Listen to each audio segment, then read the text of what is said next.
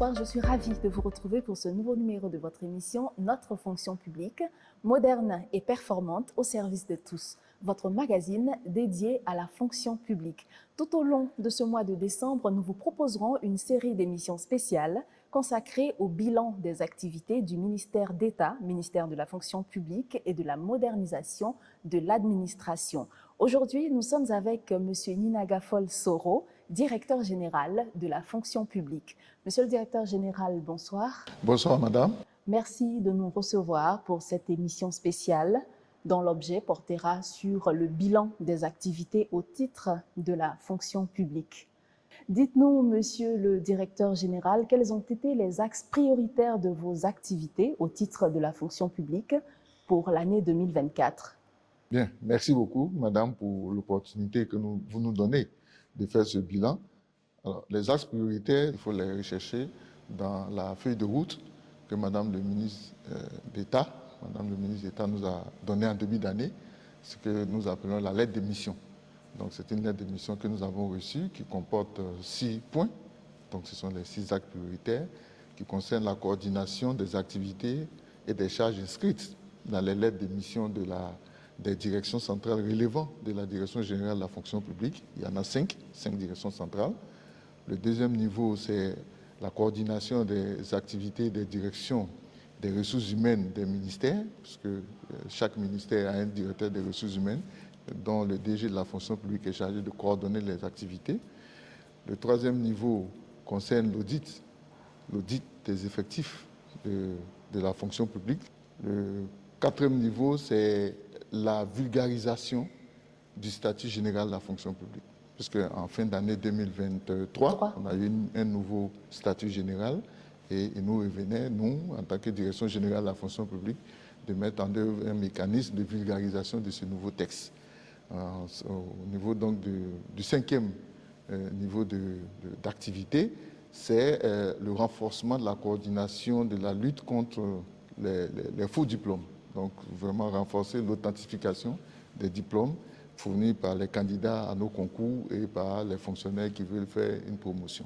Et le sixième niveau inscrit dans notre lettre de mission, c'est l'organisation réussie des awards de la fonction publique 2024. Donc, voici ce qui était comme axe prioritaire confié au directeur général de la fonction publique et justice.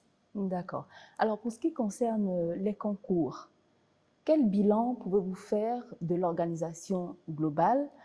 Quels principaux engagements ont été pris pour la crédibilisation de cette organisation? Et surtout, quel point vous pouvez nous faire de l'intégration des nouveaux admis, c'est-à-dire la prise de service dans les ministères? D'accord. En tout cas, merci pour ce point précis. Alors, les concours, le point qu'on peut faire, c'est vrai que nous sommes en fin d'année, mais pour la session 2024, on n'a pas totalement achevé. Parce qu'il y a encore des activités qui continuent. Mais globalement, on a près de 500 concours qui ont été organisés et qui ont effectivement eu lieu. Ça, de ce point de vue, on a fini, parce que tous les candidats sont aujourd'hui en mesure de consulter en ligne leurs résultats. Donc, de ce point de vue, c'est fini. C'est vrai qu'il y a la période de réclamation qui continue, mais en tout cas, les délibérations, tous les jurys se sont tenus et ont donné les résultats qui sont disponibles aujourd'hui en ligne sur le site du ministère de la fonction publique. Voilà, donc ça, c'est déjà fait. Maintenant, après les innovations pour crédibiliser les concours, et on peut globalement rappeler, sans être exhaustif, quelques points et saillants de ces innovations. Il s'agit essentiellement de la gouvernance autour des concours, dans un premier temps, par l'institution d'une charte d'éthique. Donc, depuis 2021, il y a une charte d'éthique qui impose un code de conduite à l'ensemble des acteurs qui interviennent dans la chaîne d'organisation des concours. Donc, tous les acteurs, je dis bien tous les acteurs sans exclusive, sont tenus, s'ils veulent participer en tout cas au processus d'organisation des concours, d'adhérer et donc de signer cette charte-là. À côté, Madame le ministre d'État a mis en place ce qu'on appelle un collège de supervision. Un collège de supervision qui a, comme son nom le dit, qui a pour rôle de ne pas être dans l'opérationnel de concours, mais d'être le regard extérieur qui relève les failles, les faiblesses ou les menaces, les points critiques et qui les reporte à la coordination nationale qui, elle, est chargée de l'organisation pratique. Donc, il y a ce niveau. Et puis, il y a ce que nous, on appelle l'implication de la gendarmerie nationale qui participe en tant qu'acteur pour la sécurisation, c'est vrai, mais vraiment en tant qu'acteur aussi opérationnel, puisque c'est la gendarmerie nationale qui fait le convoyage des copies et des épreuves. Donc, la gendarmerie nationale joue ce rôle-là. À côté de cette dimension que j'appelle gouvernance, on a la dimension opérationnelle des concours, notamment la préparation au concours, qui par le passé se faisait dans des centres, dans des écoles, etc. Avant, ça se faisait dans des centres compte paiement. Maintenant, avec la réforme, ça ne se fait plus et la formation se fait en ligne gratuitement. Donc, dès que vous êtes inscrit à un concours, vous êtes autorisé, vous avez accès au cours de préparation sans payer. D'accord. Et donc ça se fait depuis 3 ans maintenant. Côté de cela, il y a eu tout le processus qui suit, les copies de composition qui sont personnalisées. Donc quand vous arrivez, vos copies portent déjà vos noms dans la dynamique de la traçabilité et de la sécurisation du processus. Et ensuite, vous avez, après les corrections, le scannage des copies. Et c'est ce scannage-là qui récupère les notes. Donc, les notes ne sont pas reportées par des personnes, par des hommes. Donc, il n'y a pas la possibilité de modifier. Donc, c'est le système qui lit la copie et qui reporte votre note et qui recalcule après les moyennes et qui fait l'ordre de mérite des performances des candidats. Et c'est cet ordre-là qui est soumis au jury qui va délibérer en tenant compte des moyennes obtenues, mais aussi des postes budgétaires qui sont inscrits au concours. Une autre innovation sur ça, c'est que quand vous n'êtes pas admis, vous avez accès à votre relevé de notes en ligne qui vous dit effectivement quelles sont les performances que vous avez réalisées, quelle est votre moyenne générale et quel est votre rang. Et mieux, qui dit aussi quelle est la moyenne du dernier des admis, pour que vous voyez un peu l'écart entre vous et le dernier des admis, pour voir l'effort qui reste à fournir, etc. Donc voici, il y a un ensemble de dispositifs qui ont été mis en place. Et pour cette année 2024, l'une des grosses innovations, c'est que les dossiers pour l'inscription, ça a été totalement dématérialisé. Donc, il n'y a pas eu de dépôt de dossiers physiques pour l'inscription. Tout s'est fait en ligne. Voilà. Donc, nous sommes vraiment dans une phase d'utilisation massive des TIC, des technologies de l'information et de la communication, pour permettre une dématérialisation progressive de nos concours, ce qui va réduire les manipulations humaines et donc les risques de fraude et autres compromissions. Quant à la prise de service, évidemment, c'est une autre problématique. Et une fois que les candidats sont admis, on passe à la formation en administration de base, qui est une séquence qui leur donne les rudiments pour être des bons fonctionnaires à leur prise de service.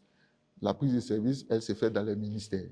Donc, l'allocation des ressources humaines, c'est le ministère de la fonction publique, mais après, la prise de service réelle se fait par les directions des ressources humaines de chaque ministère et les services qui sont dans ces ministères. Le point qu'on a pu faire, c'est que nous sommes on a dit globalement 97% de prise de service. Donc, il y a encore un résiduel de 3% qui n'a pas encore pris service pour diverses raisons, souvent des raisons propres aux candidats admis, qui veulent choisir leur ministère. Vous connaissez cette problématique. Et souvent aussi, c'est lié à la dynamique gouvernementale. Au moment où on faisait le concours, un ministère qui existait avait exprimé des besoins et au moment où on doit les affecter, il y a eu un remaniement ministériel et donc ça donne une nouvelle architecture gouvernementale et souvent on a un ministère qui disparaît. Et du coup, les personnes nous sont sous la main, il faut trouver selon les besoins où les affecter. Ce sont ces situations qui créent ces résiduels et qui sont encore aujourd'hui autour de 3% de l'effectif global. Oui, justement, monsieur le directeur général, quel mécanisme permet d'apporter une réponse aux besoins en ressources humaines des différents ministères? Et puis, quant à l'adéquation entre le poste et les compétences, à quel niveau de mise en œuvre sommes-nous avec ce projet? Voilà, donc je vais commencer par là, sur le projet qui s'appelle le référentiel des emplois et des compétences. Donc, il s'agit pour l'État, à travers ce projet important, de revisiter l'ensemble des métiers de nos ministères pour voir quels sont les emplois dont ils ont besoin, mais surtout les compétences attendues pour occuper ces emplois. Donc, c'est un projet d'importance qui a commencé en 2015 par une phase pilote au niveau donc du ministère en charge de l'Éducation nationale. Et de 2016 à 2021, on est passé à une seconde phase qui s'est appelée la phase de développement, qui consistait donc à monter en puissance avec 8 départements ministériels. Et donc, depuis 2021, on est passé à la phase dite de généralisation, qui consiste donc à doter l'ensemble de l'administration publique ivoirienne d'un référentiel des emplois et des compétences. Et c'est ce processus qui est en cours. L'objectif, comme on l'a dit, c'est vraiment de revisiter l'ensemble des métiers qui sont aujourd'hui dans nos administrations et recenser les compétences attendues pour occuper ces métiers. Voilà, donc c'est vraiment ça. Et c'est une base pour commencer à travailler sur l'expression des besoins qui elle-même s'est faite par le canal de ce que Mme la ministre d'État appelle la conférence de programmation des effectifs, qui s'organise chaque année, en début d'année, avec l'ensemble des gestionnaires des ressources humaines, et où chaque responsable vient dire ses besoins sur 3 ans. C'est une expression triennale des besoins. Et après cela, il y a des arbitrages qui sont faits pour enfin déterminer les postes budgétaires à mettre au concours. Et ce sont ces postes-là qui permettent d'organiser les concours et après d'affecter les admis dans ces différents ministères. Donc voici schématiquement comment ça se passe pour allouer les ressources humaines aux différents ministères.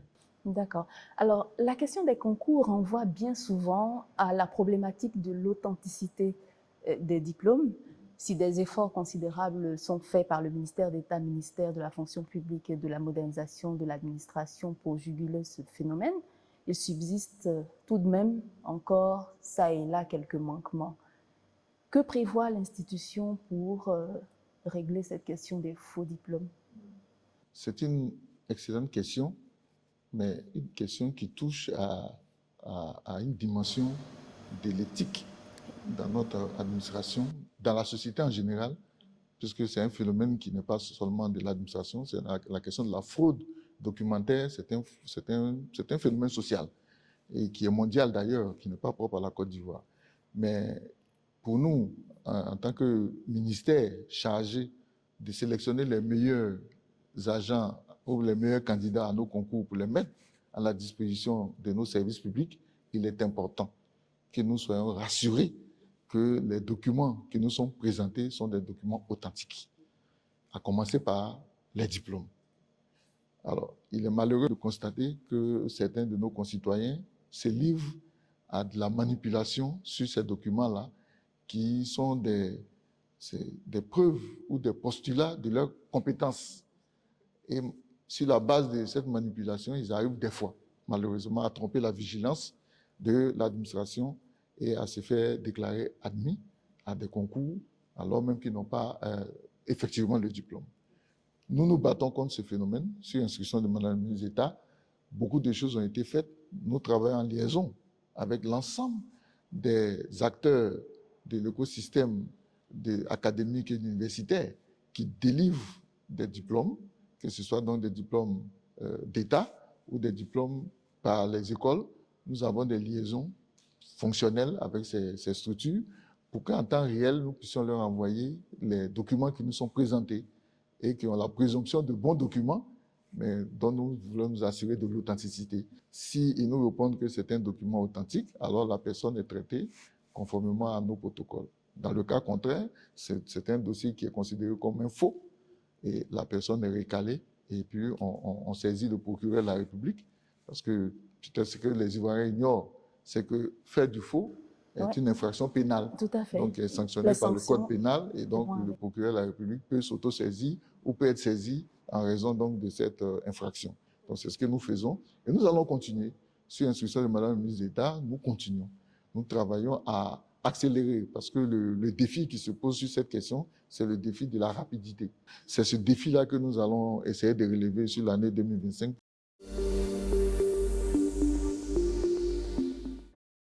Chers téléspectateurs, c'est la fin de cette émission. Merci à vous de l'avoir suivi. Vous pouvez avoir plus d'informations sur le site www.fonctionpublique.gouv.ci.